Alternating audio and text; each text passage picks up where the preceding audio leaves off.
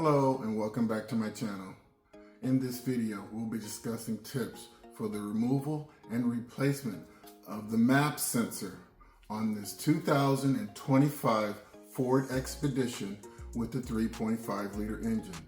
If you find my tips to be helpful, please like, subscribe, and comment. Now let's get started. The MAP sensor is located near the tip of my red pointer close to the firewall. Some of the symptoms associated with a faulty sensor include rough idling, hesitation, poor acceleration, stalling, misfire, poor fuel mileage, and a check engine light with trouble codes P1247 and P1248. So you might ask, what does this part do? It measures the pressure in the intake manifold and sends data to the engine control unit, which adjusts the air-fuel mixture to optimize engine performance.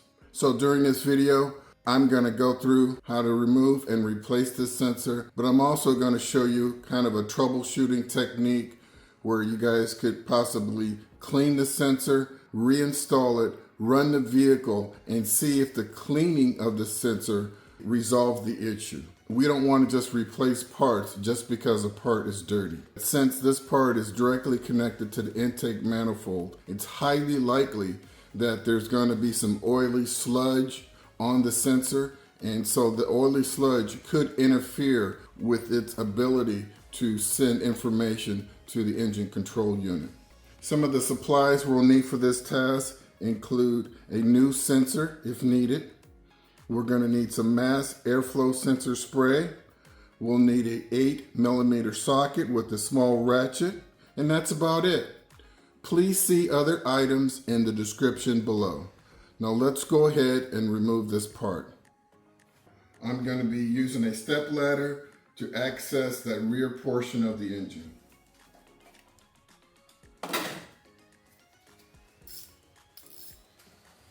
Okay. Got my 8mm socket with a very small ratchet.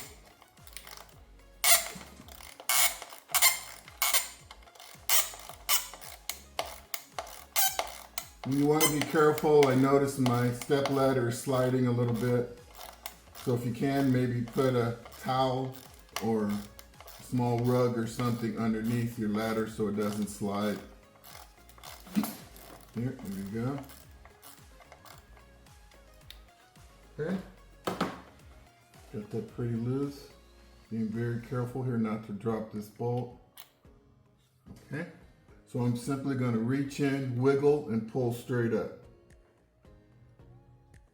Okay, and I'll let you know there's a very short wire. So if you notice, I use my thumb to unlock the connector, then squeeze down and pull it away. Okay, looks like it's going to be, there you go, two-handed job. Okay, and there you have it. That is your MAP sensor. Online, this part goes by several different names. The name that I'm using corresponds with the name in the Ford Motor Company catalog. Let's go ahead and inspect this part.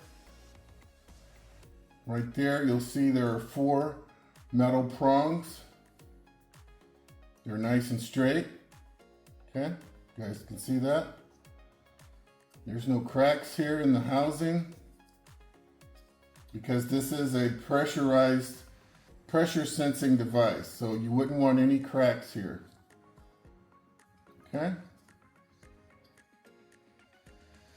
Moving along, you'll see a reddish O-ring, and I'm just going to use my thumb to press in on that O-ring and just make sure it's pliable.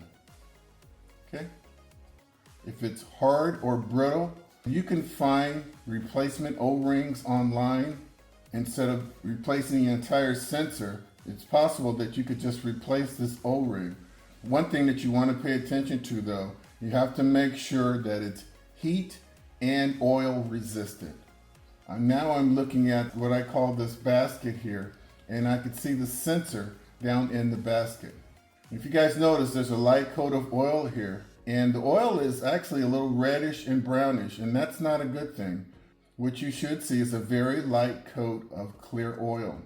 This part was not throwing a coat, but now I'm going to go through a process just to show you what you would do if you suspected that this sensor was dirty, or if you simply want to clean it and then reinstall it, run the vehicle to see if the reason it was throwing the code is just because it was dirty, okay? So what I have here is some mass airflow sensor cleaner.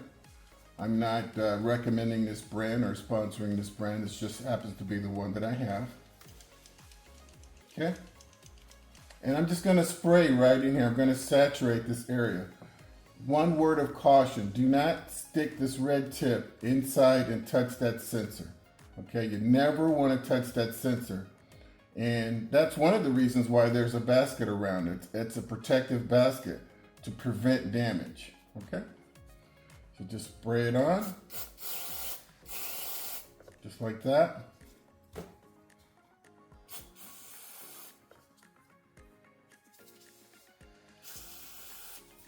Just kind of spray it in all directions. And I would spray it about 3 times, just like I showed you.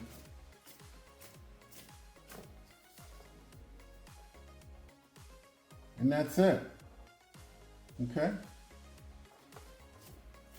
Make sure if you got any of the spray down in this area to let it fully dry before you reinstall the sensor. And it dries very quickly. You can see there's no more shine here, right? So that cleaner, it cleans and it does not leave a residue. Okay.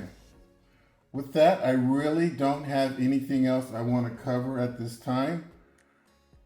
I just want to say that I highly recommend that you guys attempt this repair on your own. You could see that it's a very simple DIY repair.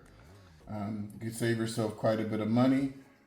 You need only minimal tools and just a little bit of your time, and you guys can resolve your own issues rather than taking it to a repair shop, setting up an appointment, possibly getting a rental car, being without your vehicle for 1 or 2 days, wondering what the service manager is going to come back and charge you, yada yada, so on and so forth. One of the missions I have for my channel is that people just become a little more self-sufficient, and I'm just doing my part to help with that effort. And with that, let's just go ahead and get this reinstalled. Back up on my ladder.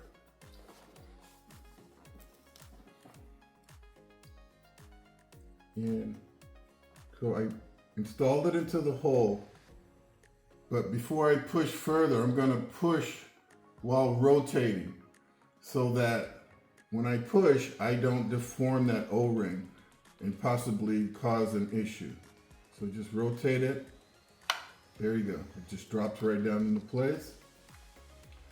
Then you can align the bolt hole with the hole that's on the intake cover. Okay.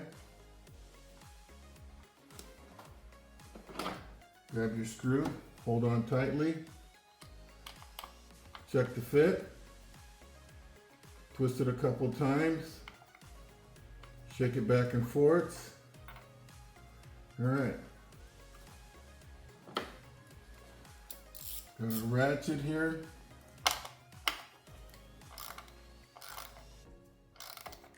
Get it tightened down. And I want to let you know that this is all made out of molded plastic, okay? So it needs to be snug, but do not over tighten. So as it gets closer, I'm gonna get very careful. There you go. So snug. Sit my ratchet there and I'm gonna check for fit. Yes, nice and tight. I'm good with that. Next, I'm going to look at my electrical connector, check the condition of the rubber seal. Make sure it's not distorted or deformed. It isn't. Make sure these pinholes are nice and clean. There's nothing in the way there. And make sure that the lock is in the open position. Slide it into place, listen for the click. There you go, small little click. Lock it down, and there you have it.